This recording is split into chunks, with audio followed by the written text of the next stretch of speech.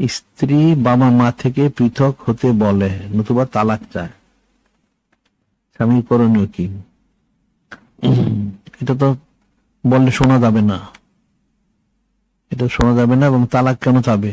এটা তো আগেই, বিবাহ শাদীর আগে এটা দেখা উচিত ছিল। বাবা মা থেকে পৃথক হতে চায় কেন, কি কারণ আছে, সেটাকে বুঝায় বলতে হবে। কিন্তু এইভাবে এক কথা সোয়ালের জবটা হবে না। এখন স্ত্রী কেন বাবা মা থেকে আলাদা হতে চায়, কারণটা কি, তাহলে সেটা ফয়সালা করতে হবে, তাহলেই তো হয়ে গেল। আর তালাক চাবে কেন? যদি তালাকই চায় তাহলে এই মেয়েকে বিয়ে করলো কেন? আগে তো দেখা উচিত ছিল, বিয়ের আগে বলতে হবে, সব শর্ত বলতে হবে। একটা মেয়েকে একটা ছেলে বিয়ে করবে, তাহলে বিয়ে করলে মেয়েটা কোথায় থাকবে, কিভাবে থাকবে, কার সাথে থাকবে, সেটা বলতে হবে। এখন ছেলে বাড়িতে থাকলে বাবা মার সাথে থাকতে হবে, আগে তো বলে নিতে হবে। এই জন্য বিয়ের আগে তাহকিক করে করতে হয়।